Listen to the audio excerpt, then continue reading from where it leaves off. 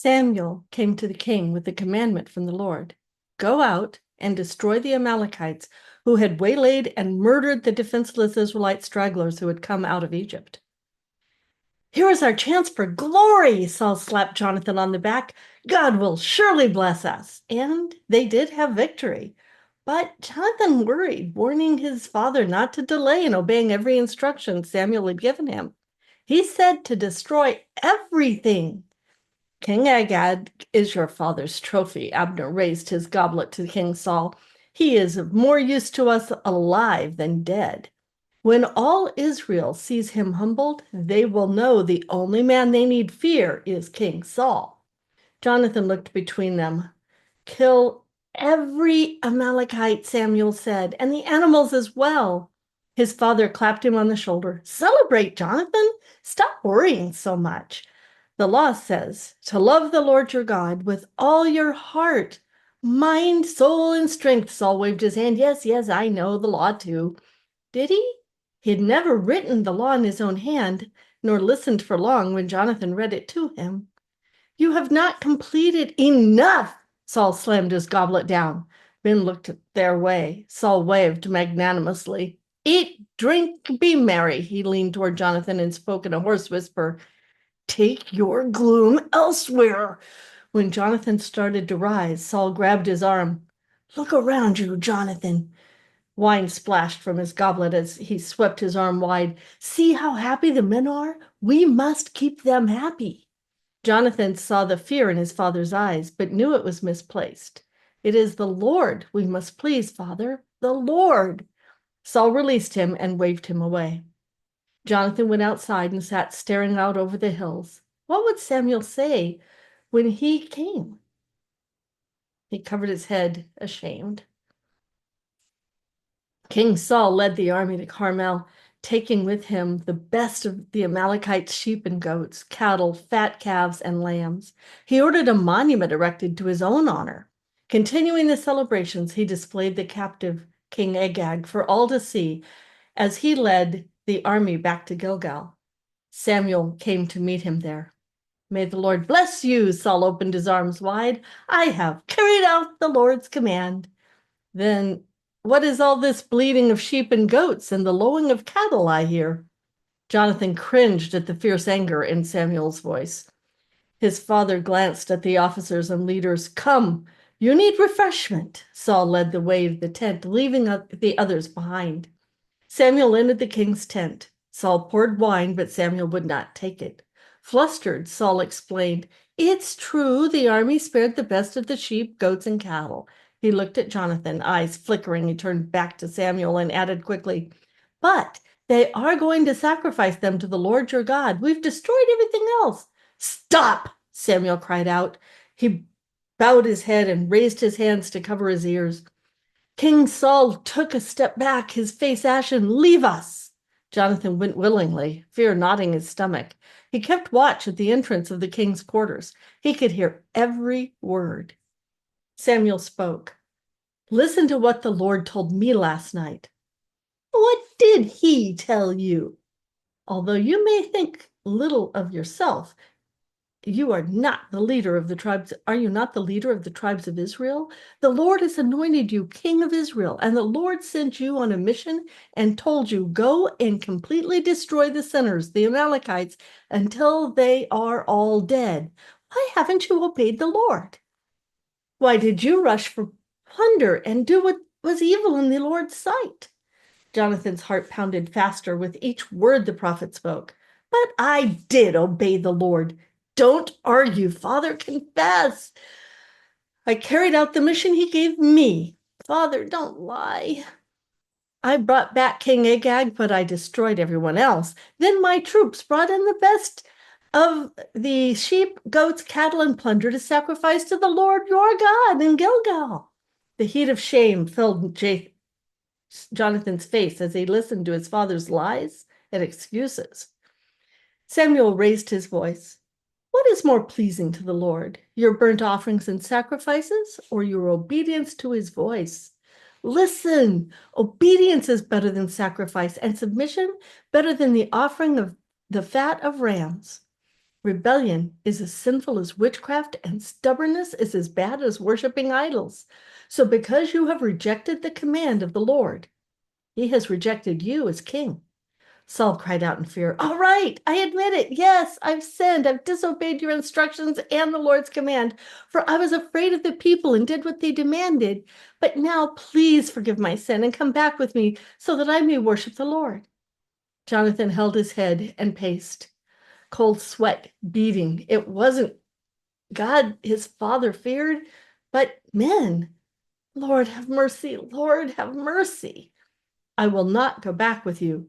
Samuel's voice came closer to the opening of the tent. He was leaving.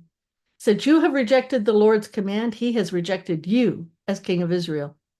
Jonathan heard a struggle and the sound of tearing cloth. His heart stopped. He opened the curtain and saw his father on his knees, clutching at the prophet's torn robe, his face ashen, his eyes wild with fear. Samuel stared down at him in anguish. The Lord has torn the kingdom of Israel from you today and has given it to someone else, one who is better than you.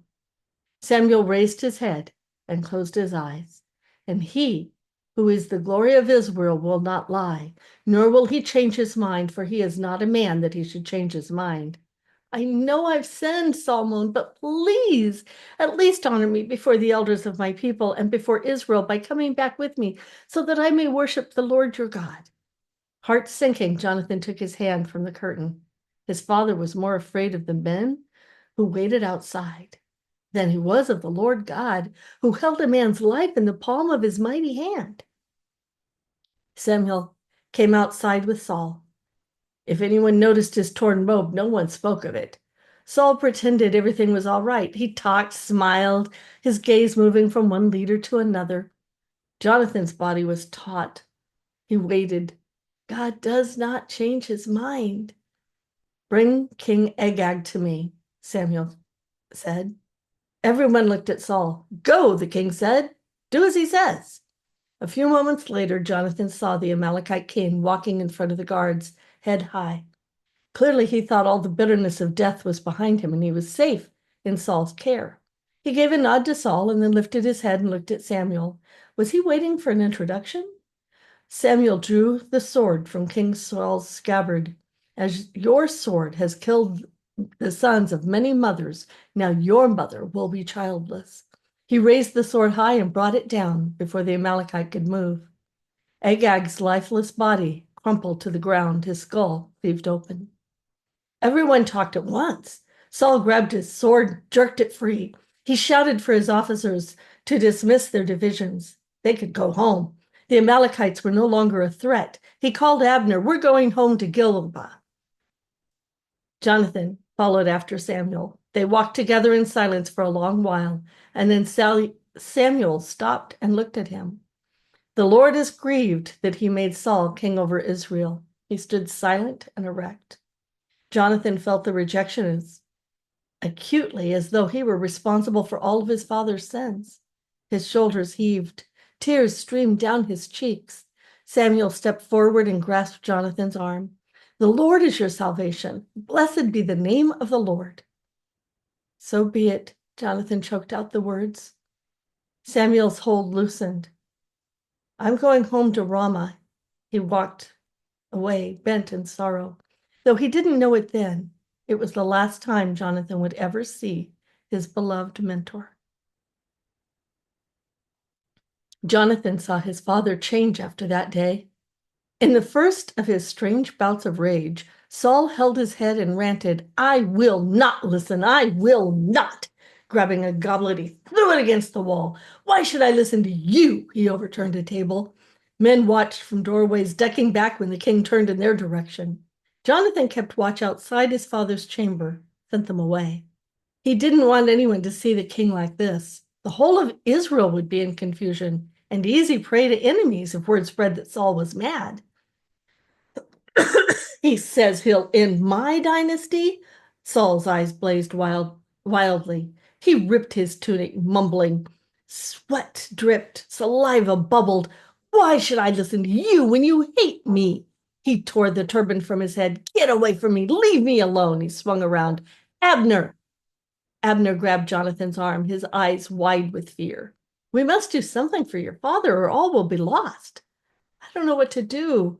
Talking to him does no good. Abner! Speak with your mother, Abner whispered, his voice urgent. Sometimes a woman knows ways to soothe a man's temper. He turned and entered the king's chamber. Yes, my lord. Have you sent someone to watch Samuel? Yes, my lord. I want someone keeping an eye on him at all times. I want to know every move he makes. Jonathan went to his mother. She was in new quarters away from the king, who had taken a concubine. A servant led him into the room, and he saw his mother working at her loom. She glanced up with a smile and quickly turned to a frown. Sit, tell me what troubles you. He tried to find words. Looking at the multicolored sash she was making, he forced a smile. She followed his gaze and ran her hand over her work. A gift for your father. He will wear it proudly. Did he send you? No. She folded her hands. I've heard about his spells, though you and Abner and the rest try to keep it secret. Jonathan stood and went to the grated window. He didn't want to imagine what could happen if word spread. His father was at his most vulnerable. Tell me what's happening, Jonathan. I've been shut away here with my servants. Some men say father is possessed of an evil spirit. He thought it more likely Saul's guilt racked his mind, but I think it's something else. What? Sometimes when I hear what he's mumbling, I wonder if God isn't trying to speak to him and he's hardening his heart and mind against him. He turned. I don't know what to do, Mother. His mother sat with her head down. Then she rose and came to stand beside him at the window. He looked out for a moment, then faced him. Your father has always loved the sound of a harp. Perhaps if you found someone to play for him when he suffers these spells. She put her hand gently on his arm. He might be soothed. Jonathan mentioned his mother's suggestion to his father's servants, who in turn presented the idea to the king. All right, said Saul, find someone who plays well and bring him here. One of the king's servants, sent by the tribe of Judah, spoke up. One of Jesse's sons from Bethlehem is a talented harp player. Not only that, he's a brave warrior, a man of war, and has good judgment. He's also a fine-looking young man, and the Lord is with him. Saul ordered he be sent for. The boy arrived a few days later with a donkey loaded with bread, a skin of wine, and a goat, all gifts so that the boy's provisions would cost the king nothing. That night, when an evil spirit came upon the king, the musician was summoned from his bed. At the first sounds of the harp, the king calmed. The Lord is my shepherd, he sang softly and slowly. I have all that I need. He lets me rest in green meadows. He leads me beside peaceful streams. The king sat, pressing his fingers against his forehead. He renews my strength. He guides me along the right path, bringing honor to his name even when I walk through the darkest valley. I will not be afraid, for you are close beside me. Saul leaned back against the cushions as the boy sang. Jonathan watched his father relax and close his eyes. The boy had a clear, pleasing voice, but it was the words of his song that brought peace to the king's chamber. A man close by whispered, the boy sings praises to the king. No, Jonathan looked at the boy. He sings praises to God. The song continued, filling the chamber with words, the sounds free and so sweet. Violent men were calmed. Your rod and your staff protect and comfort me. You prepare a feast for me in the presence of my enemies. You honor me by anointing my head with oil. My cup overflows with blessings.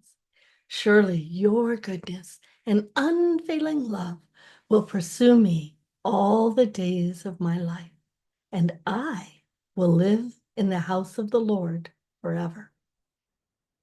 As the last words and chords of the harp quivered to silence, Jonathan sighed.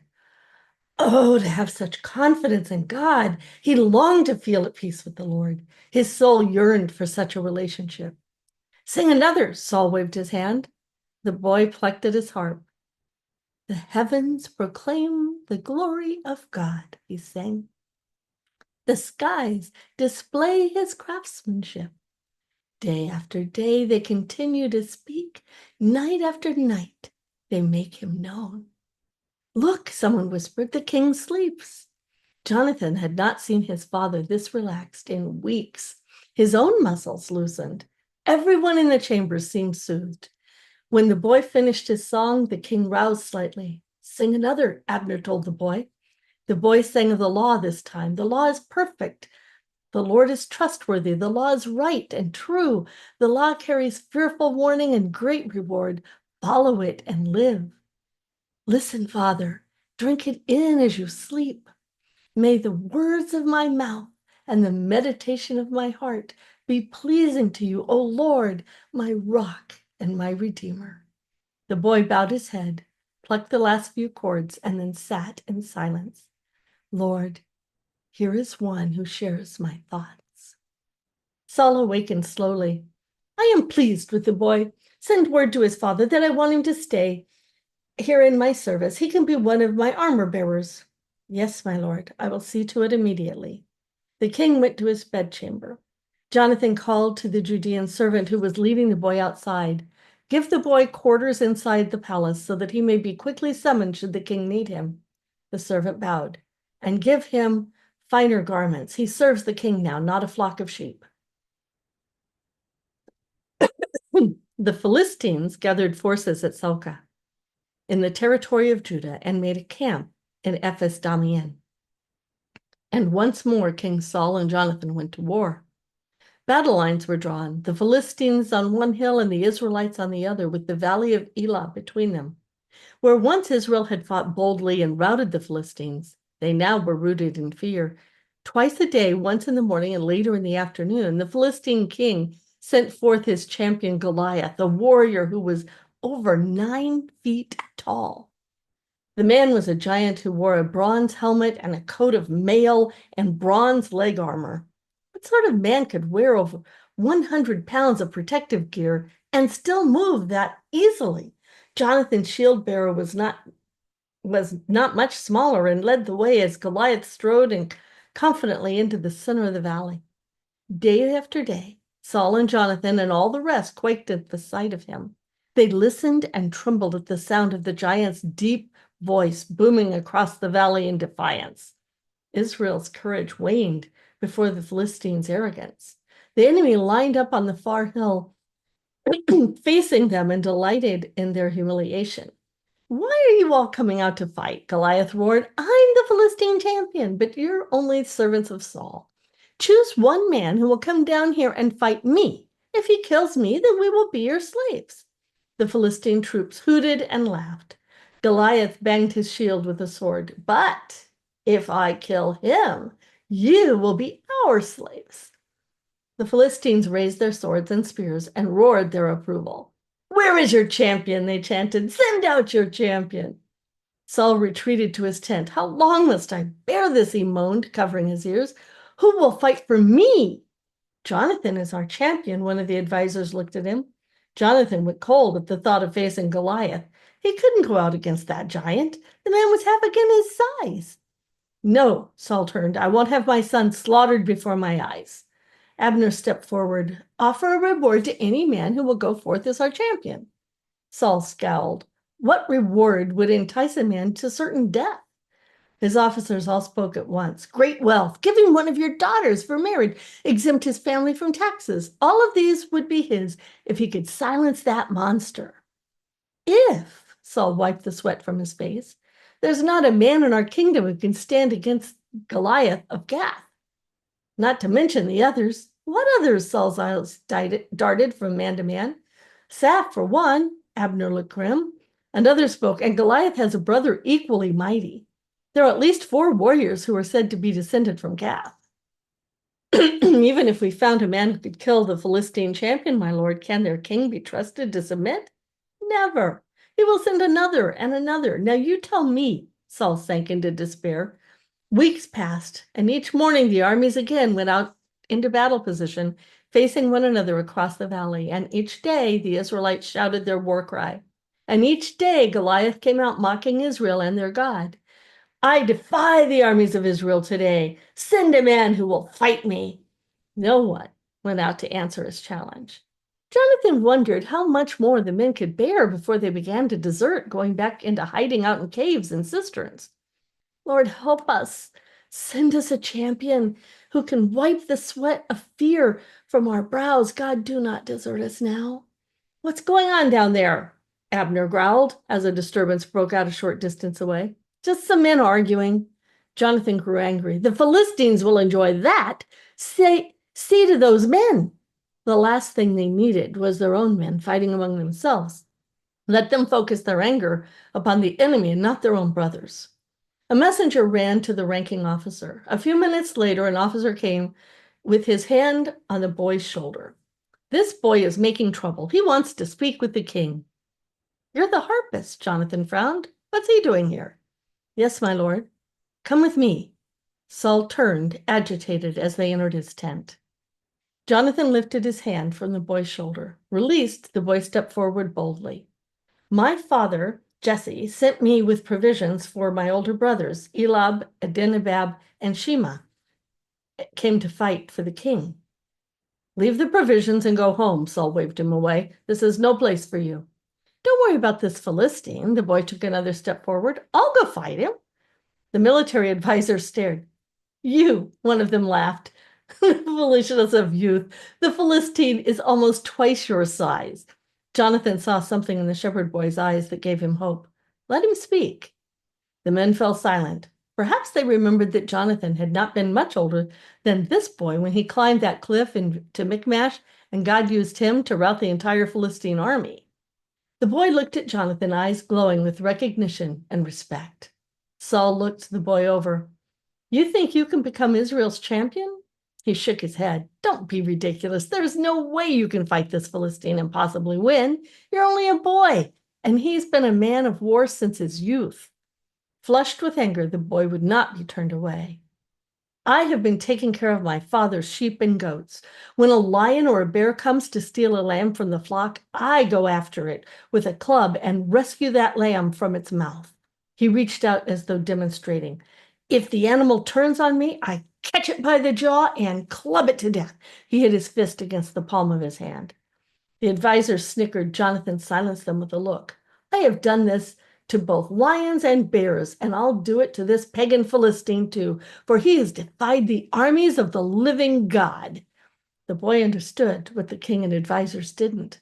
The monster not only mocked the king and his army, but insulted the Lord God of heaven and earth.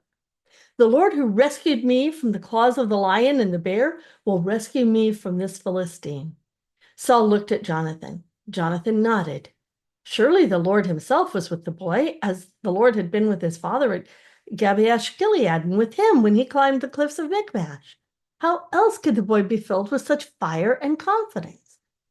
All right, go ahead, Saul said, and may the Lord be with you. Bring my armor. Saul dressed the boy in his own tunic and coat of arms.